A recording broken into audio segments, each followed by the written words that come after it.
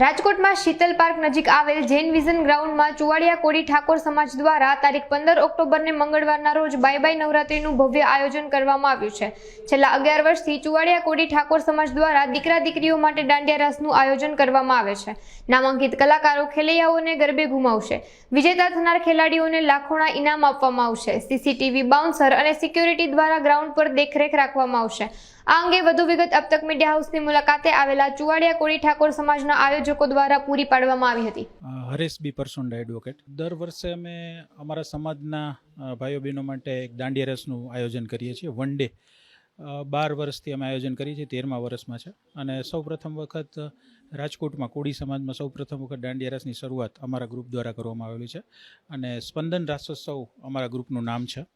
અને દર વર્ષે સમાજના લગભગ 2500થી 3000 ખેલૈયાઓ રમે છે અને એમાં બધાને ઇનામો પણ આપીએ છીએ અમે, well dress, prince princess, child prince princess બધાને।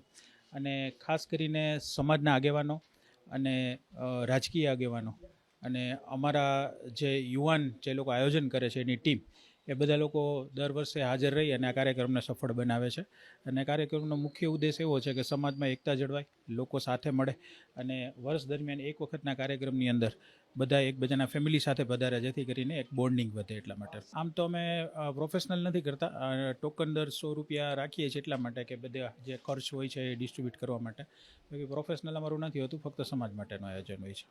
સમાજના લોકોને ખાસ કરીને સંદેશ એવો કે જ્યારે બહેનો દીકરીઓ હોય છે જે આ કાર્યક્રમની અંદર ભાગ લેતા હોય છે અને નવરાત્રી દરમિયાન પણ બધા બહેનો છે એ દાંડિયા રસ રમવા જતા હોય છે અને ઘણા બધા એવા ઇન્સિડન્ટ્સ બનતા હોય છે જેની અંદર આપણે પેપરમાં વાંચીએ છીએ। અને ખાસ કરીને હમણાંના જે 2-3 ઇન્સિડન્ટ્સ છે, સુરતનો છે, કલકત્તાનો છે, તો એવા ઇન્સિડન્ટ્સ બીજી બને નહીં એના માટે દીકરીઓએ શું સાવચેતી રાખવી જોઈએ એના માટે અમે એક 5 મિનિટનું વક્તવ્ય રાખ્યું છે કે જેની અંદર કેવી રીતનું ધ્યાન રાખવું જોઈએ, શું જોઈએ અને કાયદાકીય સલાહ આપવા માટે પણ અમે એક આયોજન કરેલું છે।